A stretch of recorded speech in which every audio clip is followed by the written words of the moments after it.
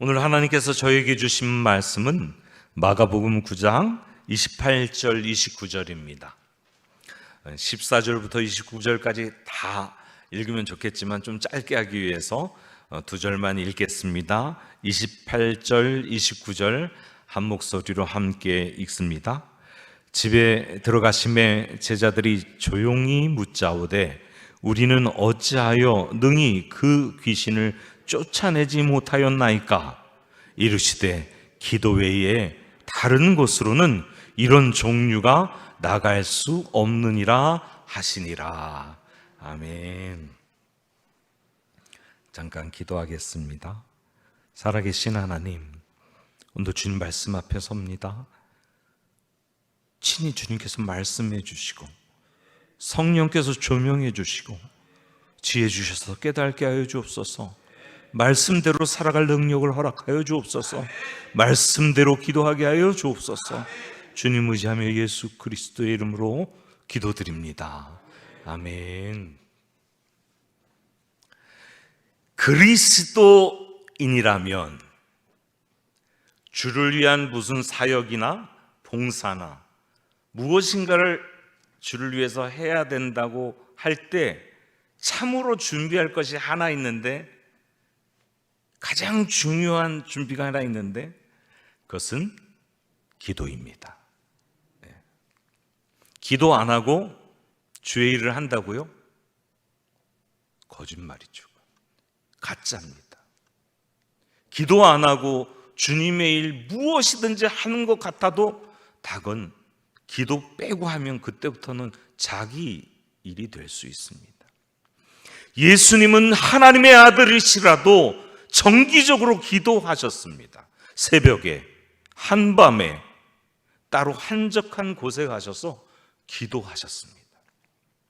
제자를 세우기 위해서, 12제자를 세우기 위해서 밤새도록 기도하셨고, 오병이어의 놀라운 기적을 하신 후에도 사람들을 피해 한적한 곳으로 가서 군중의 환호를 듣는 것이 아니라 하나님 앞에 기도했습니다. 예수님이 마지막 십자가 지시기 전에 기도는 우리가 너무나 잘 알고 있습니다. 피가, 땀이 핏방울이 되도록 기도하셨습니다. 예수님께서는 기도로 그분의 능력을 드러내시고 나타내셨던 것입니다. 그런 예수님의 기도의 모범을 배우고 싶어서 제자들이 찾아와서 기도를 가르쳐 달라고 했고, 가르쳐 주신 기도가 주기도문입니다. 예수님께서 기도가 얼마나 중요하다고 생각하는지 알 수 있는 대목입니다. 오늘 읽은 본문 28, 29절만 읽었지만 14절부터 29절 본문 바로 앞에 사건을 보면, 마가복음은 그냥 산에 올라가셨다고 하는데 누가복음에는 이렇게 표현하고 있습니다. 누가복음 9장 28절에는 예수님께서 기도하러 변화산에 올라가셨다고 표현하고 있습니다. 베드로, 야고보, 요한을 데리고 올라가셨는데 기도 중에 변화되셨어요. 영광스러운 모습으로. 그래서 모세와 엘리야를 만났죠. 제자들도 놀라운 체험을 합니다. 예수님께서 세 제자들과 변화산에서 영광을 드러내신 그 시간에 아래 있는 남아있는 제자들은 어려운 힘든 시간을 보내고 있습니다. 그 예수님께서 내려오셨을 때 막닥뜨린 장면이 오늘 본문입니다. 남은 제자들에게 벙어리 귀신 들린 아들을 데리고 한 아버지가 찾아왔습니다. 예수님께 고침받고자 했는데 예수님이 안 계시니까 남아있는 제자들에게 부탁을 했겠죠. 제자들은 자신 있게 나섰으나 결과는 참담했습니다.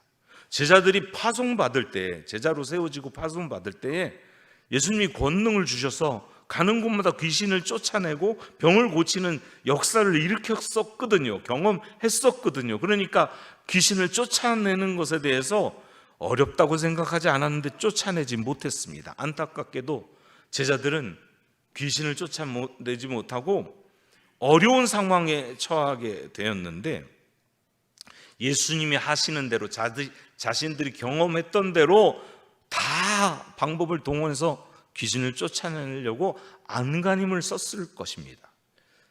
그럼에도 불구하고 결국 귀신을 쫓아내는 데 성공하지 못했는데, 아버지로서는 지금 자기 아들을 구해보려고 귀신을 쫓아내고 병을 낫게 해보려고 가진 방법을 다 쓰고 무수한 일을 경험하고 안 되니까 최후의 수단으로 예수님께 그 제자들에게 갖고 왔는데, 제자들이 실패하니 얼마나 실망했겠습니까? 제자들이 단번에 쫓아냈으면 좋겠는데, 이것을 보면, 이 실패를 보면 믿음으로 승리하기 얼마나 어려운지 가늠할 수 있습니다. 모든 일이 잘 풀리고 범사에 형통하고 이 치열한 세상 속에서 항상 승리만 하고 하나님의 은혜 가운데 가슴 벅찬 신앙생활을 바라는 우리지만, 우리도 마찬가지입니다. 현실이 그렇지 못합니다. 우리 자신의 힘만으로 이겨내고 견뎌내 보려고 하지만 우리는 그렇게 하지 못합니다. 종종 실패합니다. 오직 능력이신 여호와 하나님만을 의지해야 합니다. 엘샤다이 하나님, 전능하신 하나님이 우리 하나님 되시기 때문에 하나님 떠나서는 결코 살 수 없는 존재가 바로 우리들인 것입니다. 귀신을 쫓아내지 못하고 애쓰고 있는 사이에 군중들이 모여들었어요. 거기에 귀신을 쫓아내고 안 가는 힘을 쓰는 그 자리에 서기관들도 있었다고 표현합니다. 그 사람들이 기록도 했을 수 있습니다. 서기관들은 잘 기록하는 분들이니까요. 그리고 제자들과 서기관 사이에 변론이 일어났다고 오늘 성경은 말하고 있습니다. 대화의 내용은 기록되어 있지 않아요. 그러나 변론이 일어났다는 이야기를 통해서 유추할 수 있는 것은 무엇인가 서기관들이 제자들을 추궁하고 닦아 세우는 그런 중이었을 것이 가능성이 높습니다. 큰 무리들이 그들을 둘러싸고 서기관들이 그들과 변론하며 곤욕을 치르고 있는 중에 예수님이 내려오셨습니다. 온 무리가 예수님께 달려가서 문안하는데, 그 아이의 아버지가 선생님, 말 못하게 하는 귀신이 들린 내 아들을 선생님께 데려왔나이다. 귀신이 어디서든지 그를 잡으면 거꾸러져 거품을 흘리며 이를 갈며 그리고 파리해져 갑니다. 내가 선생님의 제자들에게 내쫓아달라고 하였으나 능히 하지 못하더이다. 이렇게 하소연합니다. 예수님께서 여기서 반응이 19절에 믿음이 없는 세대여, 얼마나 너희와 함께 내가 있으며 얼마나 너희에게 참으리요 라고 말씀하시면서 제자들에 대한 실망감을 세대의 개념으로 확대해서 말씀하십니다. 다시 말하면 제자들만이 아니라 믿지 않고 반응하지 않는 세대의 문제로 보셨던 것입니다. 당시 모든 이들이 믿음 없는 상태였다는 것이죠. 분명히 충만한 믿음으로 많은 귀신을 쫓아내고 많은 병자를 고쳤던 제자들이지만, 지금 그 충만한 상태는 다 소진되고 나약한 모습입니다. 늘 주 안에 거하며 말씀으로 충만한 가운데 서 있어야 함에도 불구하고 연약하고 비참한 모습으로 신음하고 있는 우리 모습 같습니다. 날마다 충만해져서, 성령으로 충만해져서 승리한 삶을 살아야 됨에도 불구하고 왠지 다 소진돼 버리고 나약해져 있는 우리 모습과 제자들의 모습이 겹칩니다. 그래서 오늘 우리에게 은혜가 필요합니다. 그래서 오늘 우리에게 주님이 필요합니다. 예수님께서 아이를 데려오게 하시죠. 예수님과 대면하니까 귀신이 아이를 거꾸러지게 하고 심한 경련을 일으키게 하고 거품 물고 땅에 엎드러져서 구르게 만듭니다. 아버지는 어릴 때부터 이런 증상이 자기 아들에게 있었다고 말하는 것으로 보아 이 아이가 어느 정도 성장한 상태인 것으로 보입니다. 그 아이의 아버지가 귀신이 그를 죽이려고 자주 물에 던졌습니다. 그러나 무엇을 하실 수 있거든 우리를 불쌍히 여겨 도와주십시오. 이렇게 주님께 간청하죠. 여기서 무엇을 하실 수 있거든 이란 말은 당신이 할 수 있다면, 고치실 수 있다면, 능력이 되신다면 이런 의미입니다. 이에 예수님께서 할 수 있거든 이라는 말이 무슨 말이냐? 믿는 자에게 능치 못함이 없느니라 말씀하신 거죠. 어쩌면 이 아버지 또는 귀신 들린 이 아이가 우리 또는 우리 주변의 사람들 같아 보입니다. 이 세상이라는 귀신에 사로잡혀서 쓰러지고 넘어지고 파리해지고 이 세상의 가치관에, 이 세상의 문화에, 이 세상이 요구하는 것에 계속해서 털려버리는,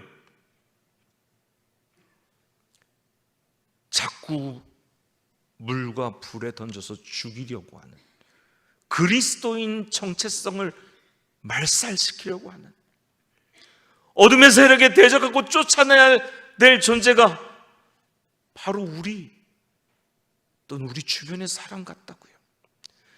영적 전쟁을 선포하고 믿음으로 주님의 승리를 선포하고 나가야 할 때인데 이리저리 쓰러지고 있는 우리는 아닌가요? 그래서 오늘 이런 기도를 했으면 좋겠어요. 이 시대를 묶고 있는 어둠의 영을 쫓아내는 기도를 했으면 좋겠습니다.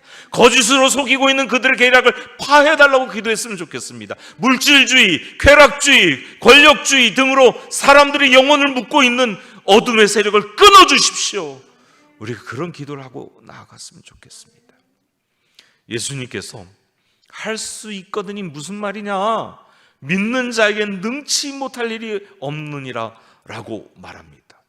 상한 심령으로 자녀를 고치고 싶은, 귀신에 사로잡혀서 도저히 자기 힘으로는 어쩔 수 없는 아들을 둔 상한 심령의 아버지에게 지금 예수님께서 믿음을 요구하고 계십니다. 놀라운 기적은 자기 자신을 믿는 것이 아닙니다. 기적은 내가 어떻게 해보려고 하는 것, 내 능력이 할 수 있다고 믿는 그것이 아닙니다. 오직 하나님을 믿을 때 기적은 일어납니다. 나를 도우실 분, 내 문제를 해결해 주실 분이 오직 여호와 하나님뿐이라고 고백할 때 그 믿음이 있는 자에게 능치 못할 일이 없어지는 것입니다.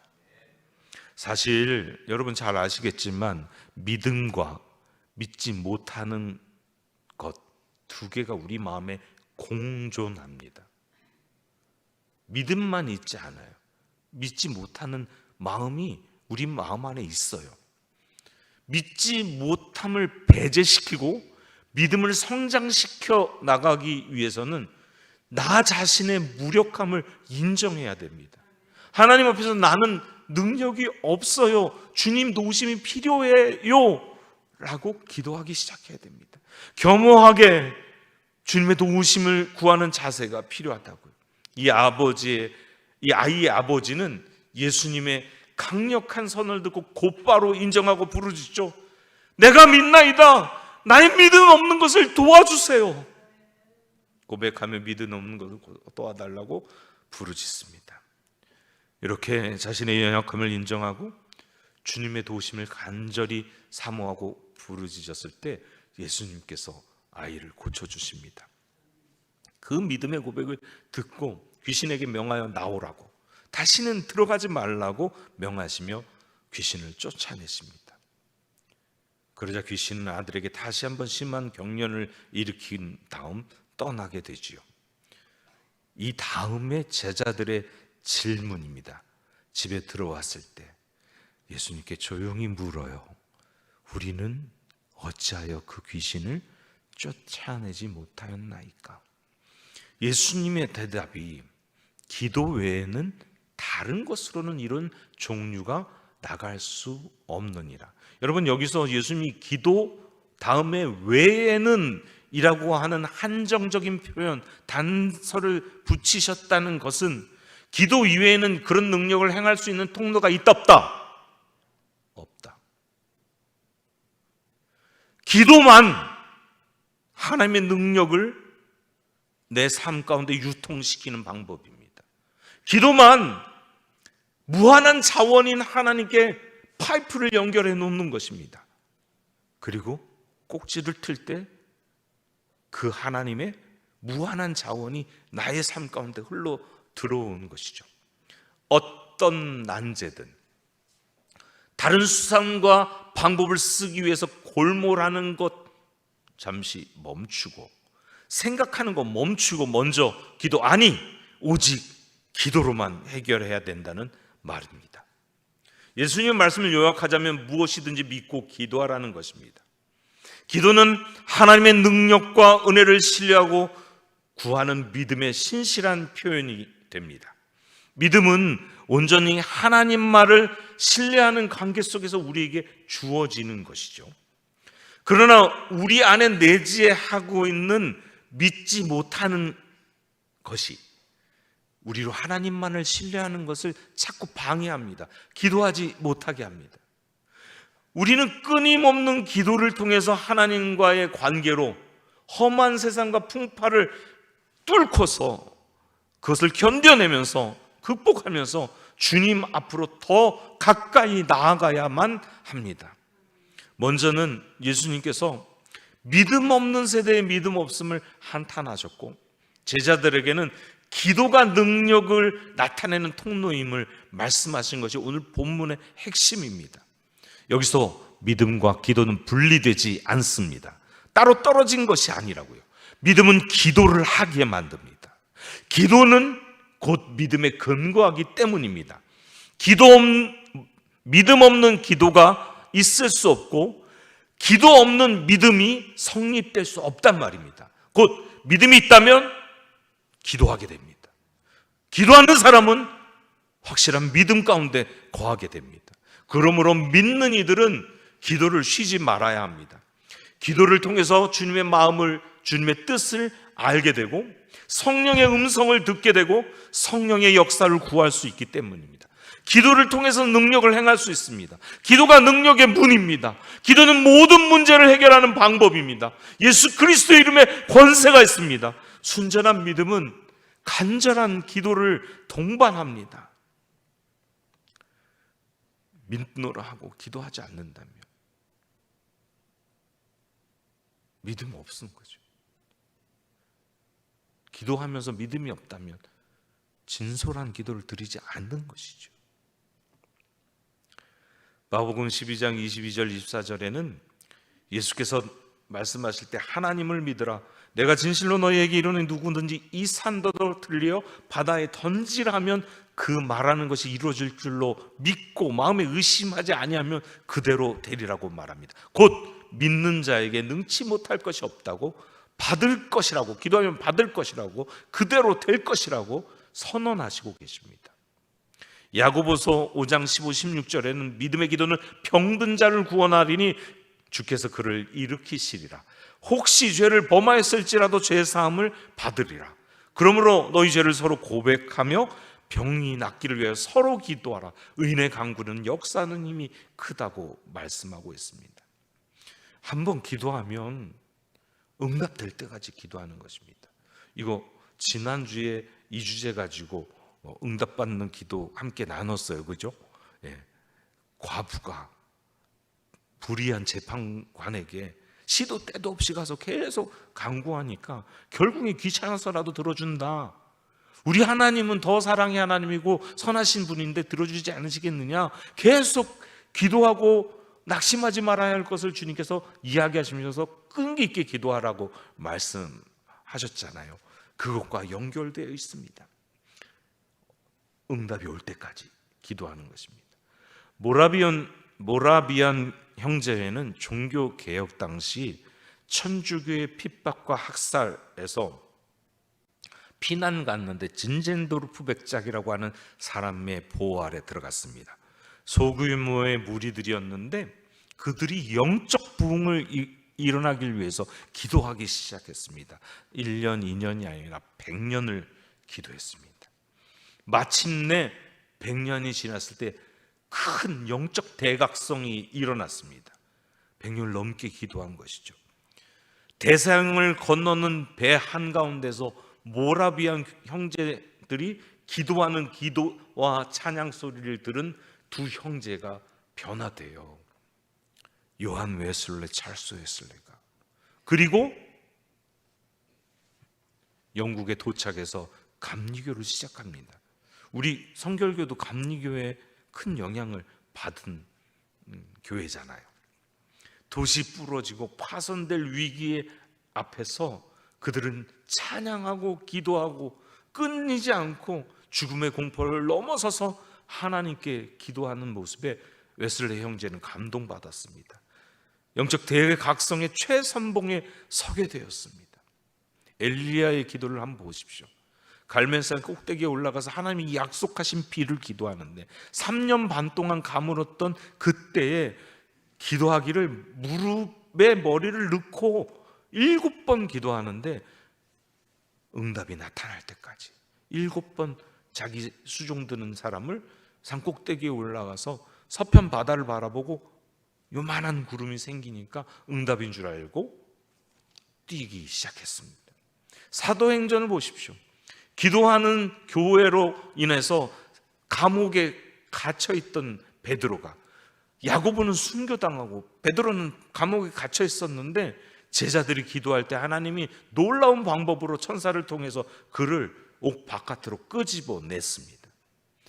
빌립보 감옥에서 바울과 실라가 매 맞고 착고에 매여서 감옥에 갇혀 있을 때 찬양하고 기도하다 옥이 흔들리고 지진이 나고 착고가 벗어져서 구출되지요. 그냥 구출만 된 것이 아니라 간수와 그의 가족들을 구원해 냅니다.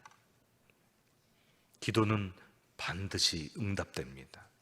그러므로 임계 질량이 차기까지 기도해야 합니다. 하나님께서 저와 여러분의 기도를 통해서 놀라운 일을 이루실 것입니다. 어느 날 갑자기 하나님 기도가 응답되면서 날아오르는 것을 경험하게 될 것입니다. 한국의 기독교가 침몰하고 있다고 하는 이 시대에 분열하고 싸움이 가득한 현 사회에서 이렇게 기도하는 용사들을 하나님은 찾고 계신단 말입니다. 문제없는 인생은 없습니다. 여러 가지 우리를 둘러싸고 있는 문제 때문에 신음하고 고통하고 아파하는 삶을 우리 모두 살아가고 있습니다. 오직 하나님을 향한 믿음과 애절한 기도에 문제의 해결이 달려 있습니다. 내 힘으로 할 수 없음을 고백하며 오신 능력이신 여호와 하나님을 의지하고 그 곁에 서 있어야 합니다. 그때 주님께서 우리를 긍휼히 여겨주시고 책임져 주실 것입니다. 고난은 끝이 없고 연단은 계속되며 포기하고 싶은 순간에 고민, 걱정, 사람의 도움, 이것이 맞을까 저것이 맞을까 계산하기보다 기도를 결심하기로 축복합니다. 기도하기로 마음을 결단하십시오. 다른 것 말고 기도부터 하기로 작심하십시오. 확신을 가지고 기도했지만 응답이 늦어졌어요. 그 응답이 늦어질 때 우리는 충분히 의기소침했었어요. 좌절했었죠. 그러나 다시 기도에 대한 확신을 가지고 기도의 자리에 나아가시기를 축복합니다. 기도의 골방으로 부르시는 하나님을 다시 만나시기를 축복합니다. 이것이 그리스도인입니다. 시대를 이기는 예수의 사람, 바로 그리스도인. 그 기도의 자리로 나아가는 저와 여러분 되시기를 축복하며 이 말씀을 드립니다.